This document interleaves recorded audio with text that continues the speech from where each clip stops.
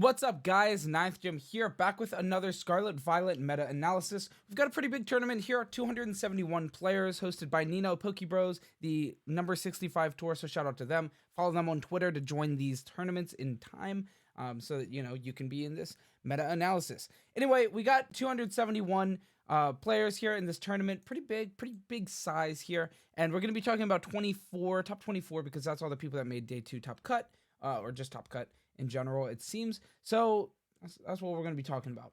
We got a lot of cool teams to cover today, so let's just jump right into it. In first place, we have 200 VGC here with a pretty interesting team. Features Roaring Moon, Iron Hands, Mimikyu, Gargonicle, Iron Bundle, and Amoonguss.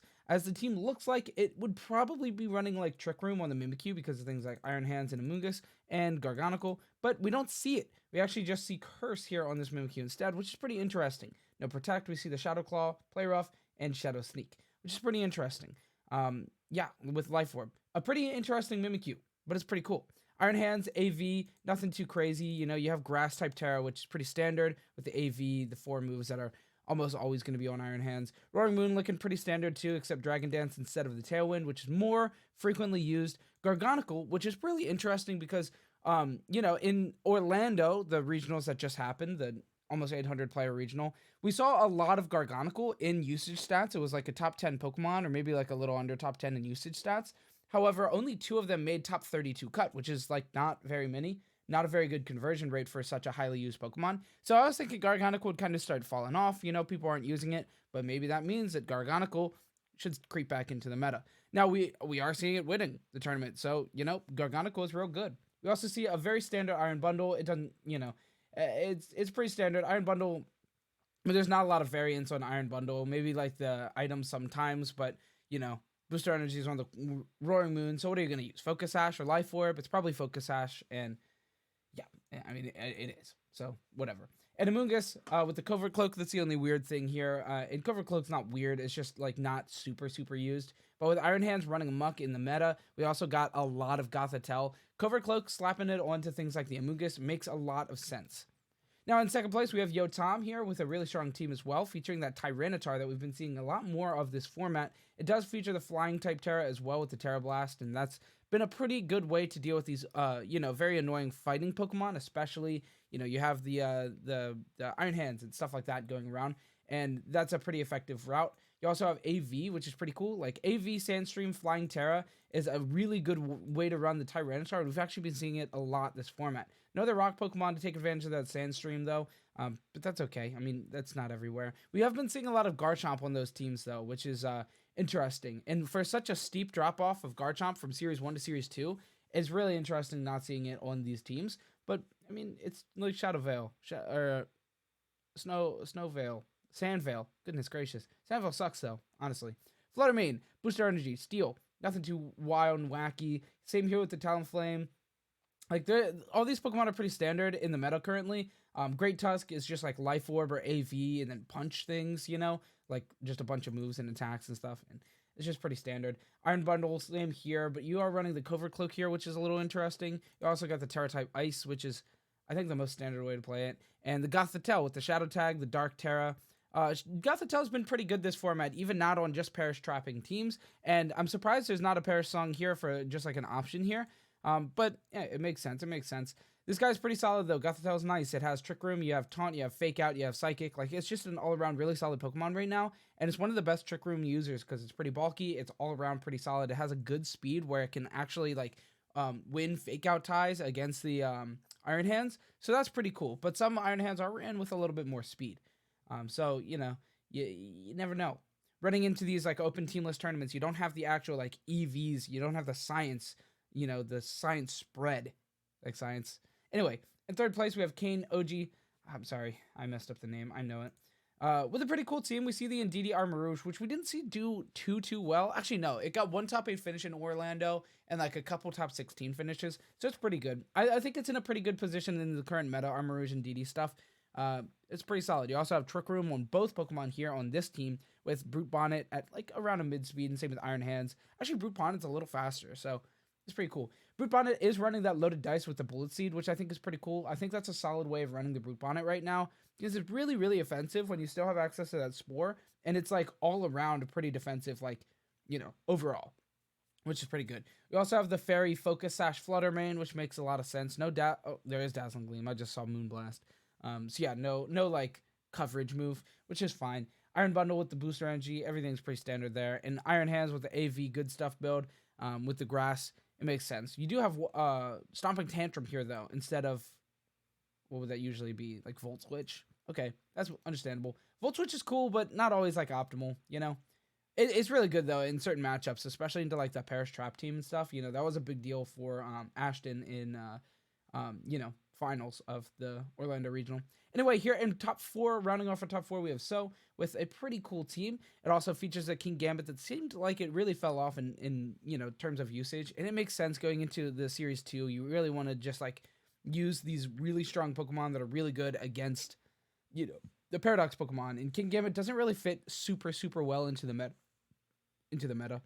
And yeah, I mean, AV flying, you still have the flying to get around the Iron Hands, which is cool, but if you do change into flying, then you're like kind of opened up to just get destroyed by Thunder Punch or the Wild Charge. So I don't know. But yeah, we got a lot of Paradoxes here. Iron Bundle, Iron Hands, Fluttermane. It seems like a lot of these teams have like 2 to 3 Paradox Pokemon. They're just so good, You have things like the Iron Bundle, the Iron Hands, the Fluttermane, the Roaring Moon. These Pokemon are just really good. Now we also have a very standard Amoonguss and Arcanine. Arcanine with the safety goggles, the Water Terra. Water type Terra with the safety goggles, I think is a really good defensive Arcanine, and it can still dish out a lot of damage with like a high power Flare Blitz and extreme speed. So yeah, Arcanine fits into the meta really safely right now, and we're definitely seeing an uptick of these Intimidate Pokemon. I mean, really almost exclusively Arcanine. I have never seen Tauros in Orlando. I don't think there was a single one in top 32, and yeah, kind of just fell off. Also, by the way, this is a cool Iron Hands. It's running the Lumberry and the Swords Dance, so we're kind of like straying from that AV here. So the King Gambit can give it. So it's pretty cool. We see the taunt here on the Fluttermane instead of the Dazzling Gleam too. Just neat. In our top 8, we have Jianzu with a pretty King Gambit. Yeah, King Gambit. What kind of guys are we running here? King Gambit. Oh, Life Orb. So we still have AV on the Iron Hands. Yep, AV. Makes sense. Nothing too wild. Fire Punch. That's cool. Gotta have something. Citrus Berry and Terra Grass here. So we're going for that instead of the safety goggles and water. That's respectable if you want to have like an item, but Citrus Berry is pretty good. So, Citrus Berry, and then you still have the Grass, which is a defensive Terra that can also play around this Amoonguss a lot safer as well. So I like it. And yeah, that's about it for that team. Next we have Kokona with a Glamora, something that we don't see a lot. We did see, actually no, we're seeing it about the same. I think there's really been like one that slid into top 8 like every tournament for all of Scarlet Violet so far, since like James Beck brought it at one of those regionals, and it's solid. I mean, it's all right, it's solid. Terra type Grass for it. You can get around these Earth Pokemon that are kind of just slapping it. Earth ground. I don't know why I said Earth. I think it's Earth Power. It was right there. I don't know. Pretty cool Pokemon though. All in all, you got the choice specs, which is pretty solid. You also got the AV King Gambit, Great Tusk with the Focus Sash, Fluttermane with the Life Orb, Iron Bundle with the Booster Energy, and the Covert Cloak, Talonflame. I mean, pretty standard stuff. I think we've definitely hit our stride in the format now. Most of these Pokemon, we understand kind of how to use them, and we're really just like seeing some kind of out there combinations sometimes, like Wolfie bringing the cool Parish Song team and, all that kind of stuff. One thing I do want to point out though, rounding off our top 8 here, we have 2 more teams, this Palafin and stuff, but not a single Dindozo Tatsugiri here in top 8. And looking at it, I mean, where is it? One that made top cut. A single one that made top cut. Wild. And we have stuff like Cerulege, Espathra, Screamtail teams, and all these wild combinations. And I mean, there's a floor just here. And Dindozo Tatsugiri is all the way down here. Is wild. It's cool. It's cool to see. Anyway, in 7th we have Piplup with the first Palafin that we're seeing today, which is pretty cool. Love Palafin. You got Haze here as well for the non-existent Dindozo Tatsugiris, I guess. Shukaberry Iron Hands is pretty cool with the Fire type Terra as well. So, play around that the ground weakness. We also got the Swords Dance here, which is pretty good. Fire Punch, The Fire Terra, you know, you're not getting Will-O-Wisp by those Arcanines, those pesky Arcanines. It makes sense. I have Papa Berry on the Amoonguss. I like it. I like it. I like it. And rounding off our top 8, we have Jenkins VGC with the Golden Go. The first Golden Go we're seeing as well. So seeing such a steep decline in Golden Go as well is pretty interesting for the format. I mean, we were seeing it was what, top 1 to 2 Pokemon all format for Series 1 the entire time. And now we're seeing it like maybe slide into like top 5 to 10 usage stat, probably 10. Probably 5 overall, but as in terms of like top cut, like final results, probably top 10. Like, if even. I think it's even like on the cusp of top 10. So it's pretty wild. We also have a Grimmsnarl here, which is pretty cool. Grimmsnarl, like, it's weird. You would definitely think Screens is really strong in this format, and just nobody's bringing it. So I don't really know. I guess it's like too much setup time and everything, but yeah, Grimmsnarl's a strong Pokemon for sure. Another thing to note, we have Koba Berry here on the Amoonguss, which makes sense with all these like flying Terra, like Tyrannotars going around and like some weird stuff. And like the acrobatics from the Roaring Moon. So there's a lot of like really strong, you know, just damage dealing flying stuff going around right now, and I feel it. I'm cool with the Koba Berry. You know, I can get down with the Koba Berry on the Amoonguss. It's pretty solid. We also got a Loaded Dice Baxcalibur, something we haven't really seen since Orlando, or not Orlando. It was something we didn't see in Orlando. You know, also not a lot of Volcarona, which we saw a good bit of here at the tail end of Series 1. And now it kind of just like fell off. Also, bulk up Great Tusk. A lot of cool stuff on this team. That's it for top 8. And honestly, through the rest of this, I'm just gonna like look at the weird stuff, you know, the cool, unique stuff. So yeah, then we got like some standard stuff. I'm gonna look at this Volcarona real quick though, because yeah, Citrus Berry, Terra Grass. So this is like one of the more like defensive ones, but actually it doesn't have Spore, like, so it has stuff Quiver Dance. So it's just like a bulky Quiver Dancing Volcarona, which I like. I like that a lot. Now here I did want to really look at this team because there's some weird stuff here, some really cool things here. So Cerulege, Espathra, and Sandy Shocks are very, very underutilized in this format, and not for like bad reason, because I mean, let's face it, they're not amazing Pokemon in terms of the meta, but they're here. You know, just shy of top 8. I would really have loved to see this this team top 8, because there's some really, I actually like with weakness policy, multi-scale Dragonite, like there's a lot of really cool stuff on this team. But yeah, you know, we have Terra type Steel with the Flash Fire, Life Orb Cerulege with no Swords Dance. So we have like Protect, Close Combat, like a bunch of good attacks. We have a Spathra with the Speed Boost, Terra type Grass, Focus Sash, the Protect to activate our Speed Boost, and then we kind of just like start slapping stuff, which is pretty cool. Lumina Crash is a really solid move, and Hypnosis. Is there gravity on the Sandy Shocks? I hate this, but I like it. I think somebody did this at like Orlando top 32 or something. It was like just on the end of top 32. I remember seeing it recently. Maybe it was the other, like the last Pokebros tour or something. But yeah, Gravity Sandy Shocks with Hypnosis Speed Boost of Spathra. This is wild. This is something I have to try really soon. This team is really cool. I try to find this team on Twitter or something. Yo, comment the rental code. It's a pretty cool team, though. I like a lot of this stuff. Also, seeing the Choice Specs Ghost Terra Blast Iron Bundle. It's a lot of really cool stuff on this team. Tailwind Dragonite, since you're not using like the AV, which is more common. So there's a lot of really cool stuff on this team. We didn't even talk about the Brute Bonnet. I like that guy. Anyway, yeah, a lot of really interesting stuff on that team. Here we also have a Dragapult, and you know, I spoke it into existence. Another Tauros. Tauros is pretty solid. It intimidates like really good in this format, and Clear Emulus is very, very underutilized. There's not like a lot of big physical attackers in the format, but there's definitely like Roaring Moon. You have Palafin. You have Iron Hands. There's like a lot of relevant things like in the format, and yeah, Intimidate's definitely really relevant currently. I think Clear Emulus just not really being like thought of as an option most of the time, because on a lot of these Pokemon you want to use like the booster energy or like an AV or something, and yeah, Clear Amulet doesn't feel like it always, you know. But with the influx of these Intimidate users, I mean, what we have one here, like 3 in top 8. I guess that's pretty small compared to like normal, because I mean, looking at like almost every format prior, it's probably at least top, like half of top cut, probably more. Probably like 75% of top cut is usually utilizing some form of Intimidate on their team. So yeah. And we also have a Scream Tail here. Without the Parasong, we're just seeing Howl. Yes, sir.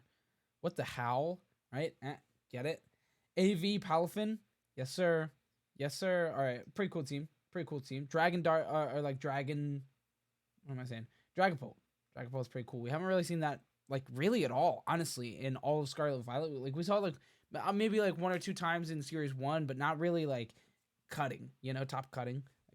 Just wasn't really there. Another Golden Go, something we just are not seeing a lot of right now. It is Choice Specs. It's almost always Choice Specs right now. I haven't really seen a lot of, like, bulky. Of course, they're built bulky, but, like, Choice Specs instead of, like, running like the citrus berry weakness policy, things like that. We're really seeing like a lot of Choice Specs, likely built bulky. Golden Goes. Yeah. Where were we? Oh, right down here. Yeah. Some Murkrows here, which is pretty cool. I mean, we're not really seeing a lot of Murkrows currently in the format. Most of the Tailwind users are really just like the Roaring Moons, like strong Pokemon that actually pull some weight other than setting up Tailwind and using like Haze in a format that kind of is not quite as plagued by Dondozo, Tatsugiri, stuff like that. But yeah, pretty standard stuff. Quash is really good and all that kind of stiff. Yeah, moving through here. I mean, there's not too much more to really talk about here. We got another Sandy Shocks, but this guy is kind of just like doing attacks and stuff, which is interesting to see Sandy Shocks like kind of utilized, not in a weird way, like with the gravity hypnosis kind of stuff. It does probably seem like the best gravity user in the format, which is probably not that big of a bracket of things, but Sandy Shocks is all right. Another Palm. Here's our first Palmont in this cut, and I mean, we didn't see much in Orlando either. I'm pretty sure it was just like Choppa Cross in top 8 again, bringing the Palmont. He loved Palmont, man. That guy's Palmont, man. I'm saying. Anyway, going on, we got an Iron Jugulus. What is this guy doing? What is he doing? Tailwind's good. You got Snarl.